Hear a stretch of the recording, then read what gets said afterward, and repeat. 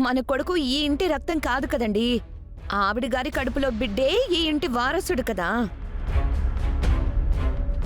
అవునే, నా ముని మనవడే ఈ ఇంటి వారసుడు. వాడి తర్వాతే ఎవరైనా. ముందు ప్రాధాన్యత వాడికే దక్కుతుంది. ఏదైనా ముందు వాడికే చెందుతుంది. ఈ ముని మనవడు స్కూల్కి వెళ్ళాలా, పరీక్షలు రాయాలా? ఎందుకు అంత ఓవర్ యాక్షన్ చేస్తున్నావు? బుజ్జిగాడు పాలు తాగి ట్యూషన్కి వెళ్ళాలని చెప్తున్నాను కదా. వాడేవైనా కలెక్టర్ చదువుతున్నాడేంటే? ఒక అరగంట ట్యూషన్కి ఆలస్యంగా వెళితే ఏమవుతుంది? ఇంత చిన్న విషయానికి గొడవెందుకండి? నేను పాలు తర్వాత తాగుతాను. ముందా పాలు బుజ్జికి ఇవ్వండి. తను ట్యూషన్కి వెళ్ళాలి కదా. వాడు ట్యూషన్కి వెళ్ళకపోతే కొంపలేమీ అంటుకుపోవు. నా ముని మనవణ్ణి పస్తులుంచే సమస్య లేదు. ఆ పాలు నువ్వే తాగాలి. బంగారాజు, ఆ పాలిటివ్వు. తీసుకోవే, తీసుకో. పాలు తాగి టాబ్లెట్స్ వేసుకో. నా ముని మనవణ్ణి బాగా చూసుకో.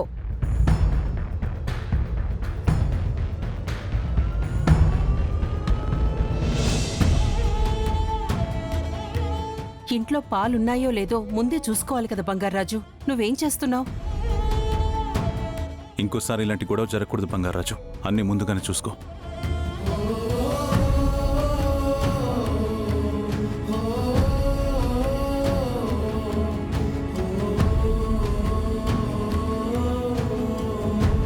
బుజ్జి, ఈ పాలు తాగి ట్యూషన్కి వెళ్ళు. నీ ముష్టి మాకేం అక్కర్లేదు. నీ దయా దాక్షిణ్యాలతో మేమేం బ్రతకట్లేదు. పదరా.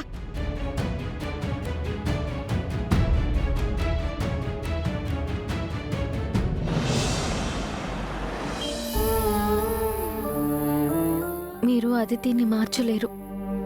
దానికంటే మీరే మారిపోవడం మంచిదేమో. అహల్యని తీసుకొచ్చినప్పటి నుంచి నేనెప్పుడు తనతో సరదాగా ఉన్నాను. తనని సంతోషపెట్టే పని చేశాను. ఫస్ట్ టైం నేను మూడిగా ఉంటే నేను ఎందుకు అలా ఉన్నానా అని తను అడగలేదు. పైగా అదితి కోసం చేసే ప్రయత్నాలన్నీ వ్యర్థం అంటున్నారు. అదితికి దగ్గర అవ్వమంటున్నారు. దీన్ని నేను ఎలా అర్థం చేసుకోవాలి? అంటే అహల్య నాకు దూరం అవ్వాలనుకుంటున్నారా? తను వెళ్ళిపోవాలనుకుంటున్నారా? ఆ టైం వస్తే నేనేం చేయాలి?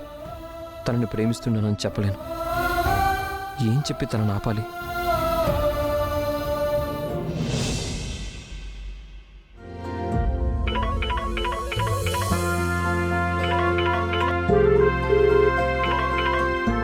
హలో.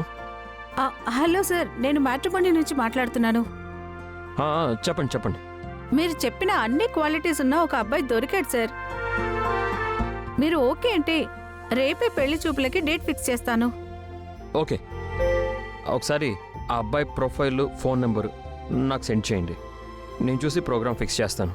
సరే సార్, ఇప్పుడే పంపిస్తున్నాను. Okay, thank you.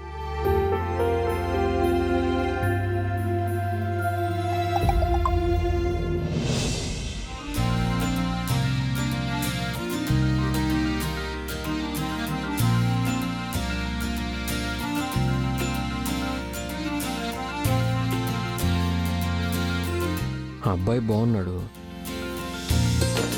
ప్రొఫైల్ కూడా బాగుంది. అదితికి తప్పకుండా నచ్చుతాడు. అబ్బాయికి ఫోన్ చేసి అదితి గురించి అన్ని వివరాలు చెప్పాలి. అలాగే అదితికి ఫోన్ చేసి రేపు పెళ్లి చూపులని ప్రోగ్రాం చెప్పాలి.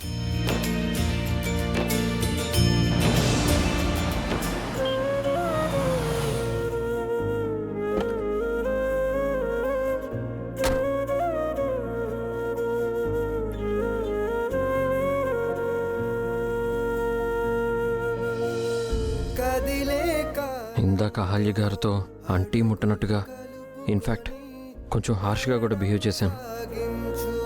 పాపం తను ఫీల్ అయి ఉంటారేమో. వెళ్ళి సారీ చెప్పాలి.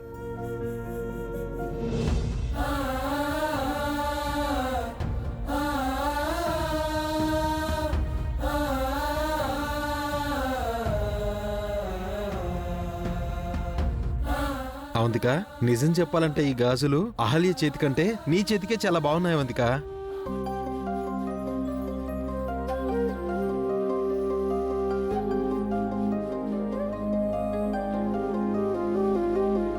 అందుకే కదా ఇవి నాకిచ్చేసింది. అయినా నువ్వు అడగగానే ఇచ్చేసిందంటే ఇవంటే తనకు ఆశ లేదేమో. ఆశ కాదు, ఇష్టం లేనట్టుంది.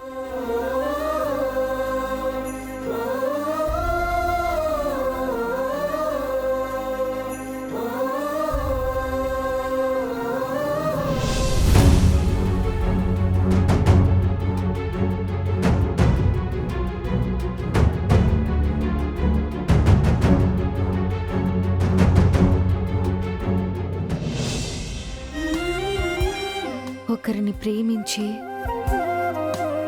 ఇంకొకరిని పెళ్లి చేసుకుంటే అది ఎంత బాధగా ఉంటుందో, ఆ జీవితం ఎంత నరకంగా ఉంటుందో మీరు నేను అనుభవిస్తున్నాం కదండి.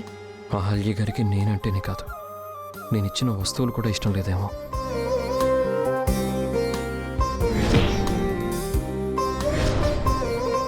ఆ గాజులన్నీ తను ఆశగా చూస్తే ఇష్టపడిందేమోనని ఎంతో కష్టపడి తీసుకొచ్చాను.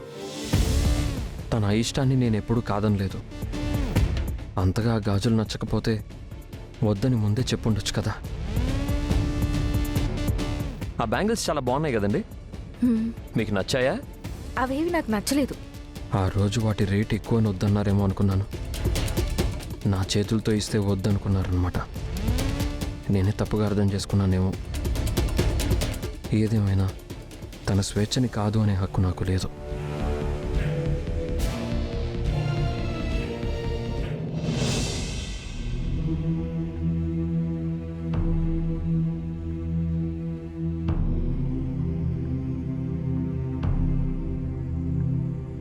ఎందుకైనా ముభావంగా ఉంటున్నారు? అడిగితే మళ్ళీ ఇంకో ప్రాబ్లం అవుతుందేమో. నా వల్ల ఏదైనా తప్పు జరిగిందేమో కనుక్కోవాలి. గౌతమ్ గారు,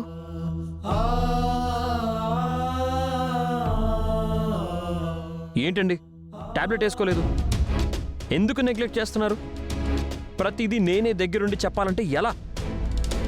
నేను లేనప్పుడు మిమ్మల్ని మీరు చూసుకోవాలి కదా. అది నేను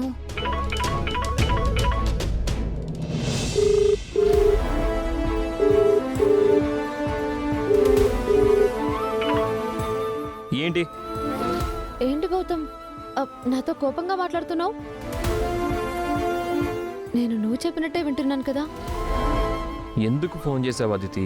నీ పాటికి నువ్వు నాకు రేపు పెళ్లి చూపులో అన్నావు. పెళ్లి కొడుక్కి నేను ఎలా ఉంటే నచ్చుతానో ఏమీ చెప్పలేదు. అదితి, నువ్వు న్యాచురల్గా ఉండు. నువ్వు ఎలా ఉన్నా నచ్చుతావు. అది కాదురా, రేపు నేను ఎలాంటి డ్రెస్ వేసుకోవాలి, ఎలాంటి మేకప్ వేసుకోవాలి, తలకు పెట్టుకునే హెయిర్ బ్యాండ్ నుంచి కాళ్ళకి వేసుకునే హై హీల్స్ వరకు మొత్తం నువ్వే చెప్పాలి. కాలేజీకి రెడీ అయ్యేదానివి కదా, అలాగే అవ్వు.